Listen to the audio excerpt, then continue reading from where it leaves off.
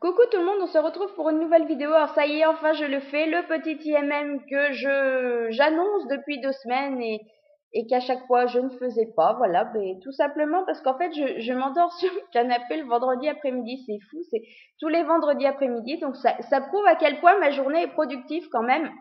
Voilà, donc ce matin j'ai décidé de tourner la vidéo. Comme ça, si même tantôt je veux me faire ma sieste, ben voilà, ce sera fait, ce sera en ligne et j'aurai la conscience tranquille et surtout voilà ma petite palle à vous montrer évitera d'augmenter encore d'ici la semaine prochaine.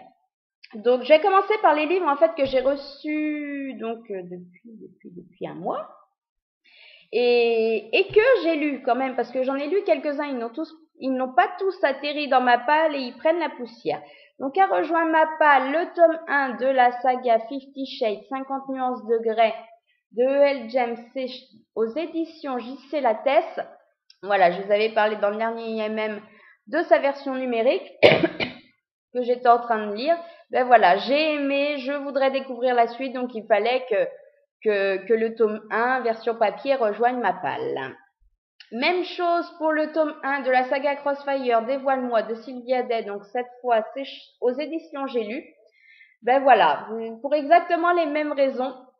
Et en même temps, voilà, vous avez vu, elles sont quand même juste magnifiques, ces deux couvertures. Donc, quand on est fan de l'objet livre en lui-même et qu'en plus on a aimé l'histoire et qu'en plus on se procurera la suite, mais il me fallait vraiment les versions papier.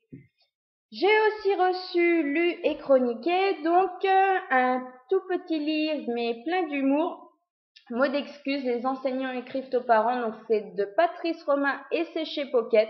Et voilà, parce que de temps en temps, moi j'aime bien avoir une petite dose d'humour, c'est léger, ça change un peu de ce que je lis autrement. On apprécie, voilà, lire que ça, non, maintenant de temps en temps, ça passe très très bien. Et j'ai aussi reçu et lu le tome 4 de Gaulle, l'épidémie de Michael Grant chez Pocket Jeunesse. Voilà, je suis super contente parce que c'est vrai que j'ai commencé cette série au mois d'avril et il y avait déjà justement ces 4 premiers tomes qui étaient sortis.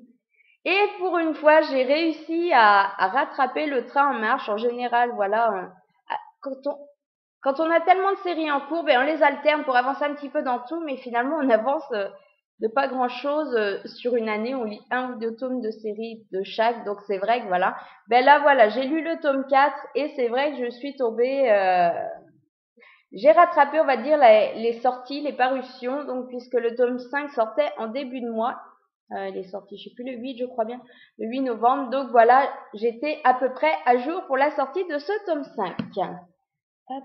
Donc ça va aller parce qu'après ça, je vais avoir la place. Sinon, donc ensuite, j'ai fait un petit emprunt, un petit peu obligatoire parce que voilà, Les âmes vagabondes donc de Stephanie Meyer. Alors cette fois, c'est la petite version du livre de poche, petite version, petite grosse belle version quand même. Voilà, ben tout simplement parce que je me tâtais à le lire depuis sa sortie. Ma meilleure amie à qui je l'ai emprunté l'a lu et a pas été super emballée. Elle a trouvé ça très long à démarrer. Donc c'est vrai que moi, ça m'a pas motivée plus que ça. Mais voilà, on nous a sorti la bande-annonce de l'adaptation ciné et j'ai vraiment envie de découvrir le livre avant d'aller voir l'adaptation comme à chaque fois. Donc voilà, ben on va tenter et puis ben si c'est long à démarrer, au moins je serai prévenue. Ensuite, on avait encore, comme tous les mois, des petites sorties Milady qui faisaient envie. Alors pour une fois, je suis restée quand même vraiment sur les Milady. Je n'ai pas acheté de Pemberley, Central Park ou Vendôme. Voilà, je suis restée vraiment sur des suites de séries ou des nouvelles qui me faisaient envie. Donc a forcément rejoint ma palle le tome 6 de Chasseuse de la nuit d'outre-tombe de Janine Frost, donc chez Milady. Voilà, je m'étais dit, tant que tu n'as pas lu Manchu, celui-ci tu ne l'achètes pas. Oui, ben voilà, comme ça j'ai commencé le mois motivé, j'ai lu Mancheresse en plus que je repoussais sans raison parce qu'il est vraiment juste génial ce livre. Donc forcément, je me suis autorisé le tome 6 de Chasseuse de la nuit. Maintenant, je suis un petit peu navrée. Je sais pas, je trouve qu'en fait, ils font tout rikiki, ces livres. Alors pourtant, celui-là a l'air un peu plus épais que le 5. Il y a quand même 400 pages. Mais je sais pas, voilà, je trouve qu'on a des belles marges. Pour une fois, l'écriture est pas mini. Donc c'est vrai que j'ai toujours un petit peu frustrée. Voilà, surtout quand on le met à côté d'un tome de Psy Changeling ou de la confrérie ou autre, qui sont quand même des beaux pavés, mais ils font tout minus à côté, et c'est vrai qu'on a peur que ça passe vite, donc à voir. Ensuite, toujours chez Milady, donc le tome 1 de Belladone, Nuit de sang de Michel Rowen. Donc voilà, celui-là, il fait rien que pour la couverture, franchement, on peut pas résister. Elle est juste magnifique. Et voilà, et un résumé, comme d'habitude, très bien fait, très plaisant, qui donne envie de découvrir la série. Donc celui-ci, je ne pouvais juste pas passer à côté. C'est comme celui-ci. Donc voilà, les deux indispensables de chez Milady qui sortaient, qu'il me fallait absolument. Ensuite, un truc complètement barré rien que par le titre, mais voilà, c'est une auteure qui m'habitue tellement à des trucs complètement barrés que je pouvais juste pas passer à côté. Donc c'est le tome 1 de Chasseuse d'aliens, Fatal Rendez-vous de Jenna Showalter.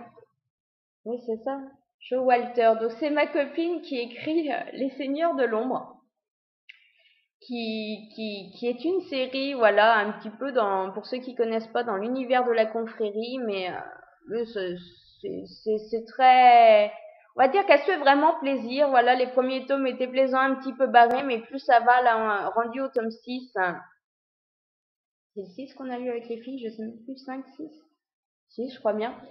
Ça se barre complètement en live. Voilà, elle est un petit peu comme J.R. Ward, elle a tendance à suivre ses délires, et des fois ça donne des situations juste proprement hallucinantes. Donc avec un titre pareil, Chasseuse d'aliens, et puis un synopsis qui promet, c'était juste pas possible que je passe à côté. Donc hâte de le tester, celui-là, de lui trouver un petit moment, parce que voilà, j'ai hâte de voir encore ce qu'elle a pu nous faire, et surtout je me rends compte qu'il est pas super long, il fait à peine un peu plus de 300 pages. Toujours pareil, on continue dans les séries, j'achète, et vous n'avez toujours pas avancé. Le tome 5 de Sérum, donc saison 1, épisode 5. Voilà, d'Henri Lovenbruck et de Fabrice Mazza, donc c'est chez J'ai lu. Ben voilà, j'en suis toujours, faut que je lise le tome 3.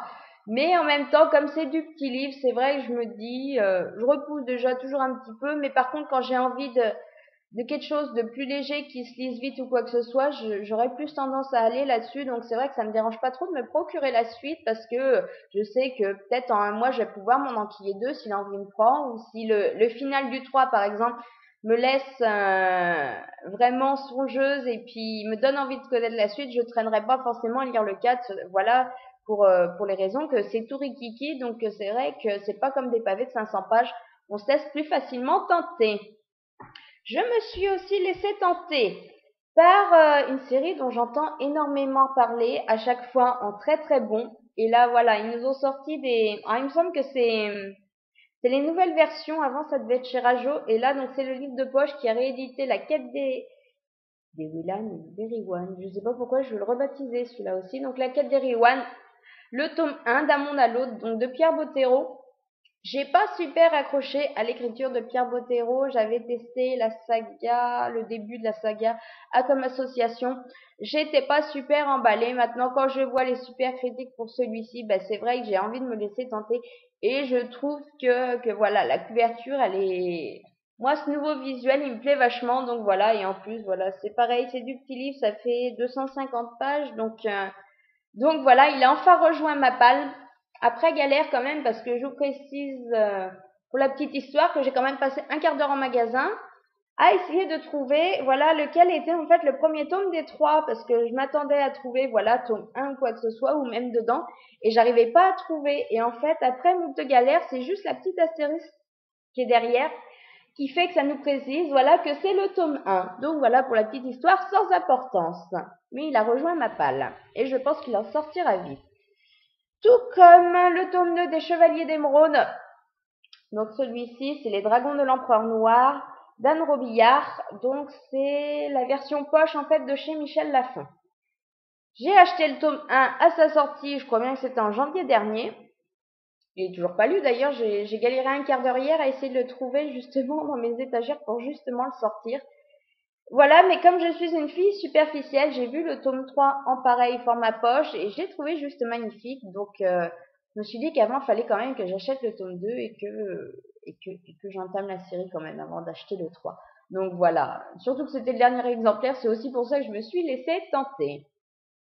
Hop, hop, hop. Allez, on en rapproche une autre. Donc après, on va passer dans les grands formats et plein de bonnes choses qui me font super envie. Dont une sortie territoire du mois d'octobre. Le noir lui va si bien. Donc c'est de Kelly Keaton. Voilà, une couverture qu'on peut pas louper. Moi j'aime bien, il y en a je sais qui n'aiment pas. Moi ça me plaît énormément. Le résumé est super intriguant. Donc voilà, j'ai vraiment hâte de le tester celui-là aussi. Comme tout le reste, hein, on l'a bien compris, à chaque fois j'ai hâte de tester, mais j'ai pas encore le temps de tout tester. Un autre indispensable, enfin, le 4e tome de la saga Hush Hush finale de Becca Fitzpatrick. Donc pour une fois, ben voilà, j'ai attendu la version française, donc c'est chez MSK. Voilà. Eh ben j'ai super hâte. Je pense que celui-ci, je vais me le sortir dès la semaine prochaine parce que ça fait depuis plus d'1 an que j'attends vraiment d'avoir le fin mot de l'histoire, de voir comment les choses se finissent. Donc voilà. Et puis voilà, encore une fois, une couverture qui est sublime. Alors là, c'est pareil, c'est comme Sérum, je me laisse tenter, je complète les séries au fur et à mesure des sorties, mais c'est pareil, il faut que je sorte le tome 2, j'ai adoré le tome 1, voilà, le tome 4 est sorti, donc Alexia Tarabotti, le tome 4, Sans cœur, de Gail Carriger, donc c'est chez Orbit, ben voilà, magnifique, et puis un style bien particulier, c'est vrai que moi, j'ai trouvé que j'ai pas eu trop de mal avec le tome 1 à plonger dans cette écriture. Je sais qu'il y en a qui ont un petit peu plus galéré. Moi, j'ai adoré. J'ai trouvé que ça changeait. Donc, c'est vrai qu'à chaque fois qu'il y a un nouveau tome qui sort, ben, je me le procure. Et enfin, les 4 petits derniers. Oui, on va arriver au bout quand même. Donc, j'ai reçu ce matin. Voilà, j'ai bien fait. J'ai attendu, en fait, le facteur à passer avant de faire la petite vidéo. Et j'ai bien fait puisqu'il m'a ramené encore 2 livres ce matin. Donc, je suis super contente. Surtout que, voilà, ben, comme pas mal d'autres, je les attends depuis leur sortie. Donc c'est le tome 1 du préquel de La Cité des Ténèbres, donc les origines, comment il appelle cela? L'Ange Mécanique, c'est chez Pocket Jeunesse. C'était une sortie du mois vachement attendue, voilà, parce que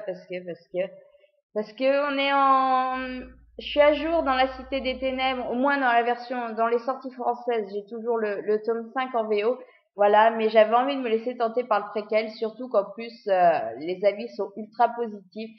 Donc voilà, super contente qu'il rejoigne ma palle, et ça c'est pareil, s'il sort pas la semaine prochaine, il sortira la semaine d'après. Toujours chez Pocket Jeunesse, j'ai reçu donc le tome 5 de Gone, La peur de Michael Grant. Voilà, comme je vous disais, j'ai lu le tome 4 la semaine dernière. Eh ben voilà, j'ai pas envie de décrocher, donc celui-ci c'est pareil, dans le mois il sera lu. Voilà, même si après pour le coup là je pourrais pas me désenquiller, je vais être obligée d'attendre encore 1 an le 6e et dernier tome de la saga.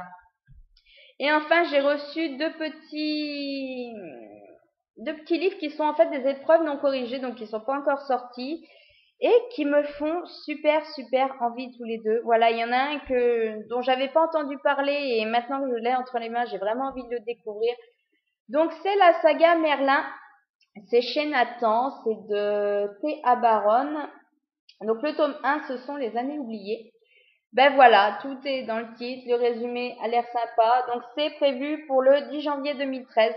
Je pense aussi qu'il va sortir sous peu ben voilà, encore 300 pages. C'est vrai que j'apprécie 350 pages.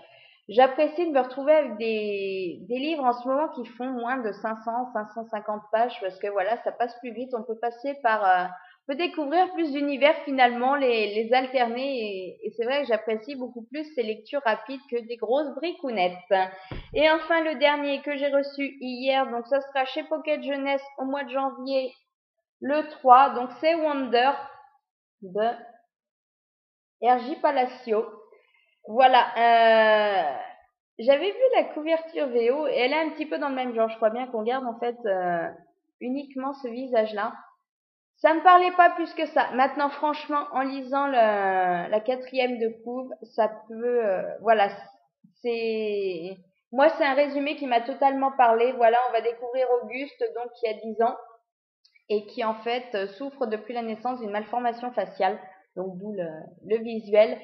et qui n'a jamais été à l'école ou quoi que ce soit parce que voilà, les parents ont certainement estimé que c'était trop dur et qui donc à 10 ans va se retrouver pour la première fois à intégrer une école et donc à devoir assumer le regard des autres un petit peu tout ça. Donc je pense vraiment une histoire à potentiel. J'ai très très envie de le lire maintenant, j'espère juste que ça va pas me traumatiser dans mon humeur actuelle parce que voilà, en plus j'ai la larmichette facile en ce moment. Voilà, la semaine dernière, pour raconter encore un peu ma vie, hein, on s'écarte comme d'habitude, mais quand j'ai été voir Twilight, j'ai été traumatisée. Alors ceux qui ont vu le film se douteront à quel moment j'ai été complètement perturbée. Mais voilà, j'ai pleuré. La semaine dernière, je me suis fait des épisodes de Desperate Housewives, donc la saison 8. Il s'est passé un truc énorme, j'ai passé plus d'un épisode à pleurer toutes les larmes de mon cœur. Donc voilà, dès qu'il y a une petite séquence émotion, que ce soit télévisuel, niveau lecture ou quoi que ce soit en ce moment, je pleure. Donc j'espère juste pas passer les 400 pages du livre à pleurer, parce qu'autrement ça va pas le faire. Donc voilà, ça y est, j'ai enfin fait le tour des nouveautés de ma palle depuis un mois. Je trouve que je me suis un peu égarée, mais enfin bon, j'espère que ce sera pas trop le bordel quand même et que j'ai pas perdu tout le monde en route. Donc en attendant, ben, je vais vous laisser. Je vais vous souhaiter de passer un bon week-end et de toute façon, ben, on se dit à lundi pour un nouveau C'est lundi. Que lisez-vous?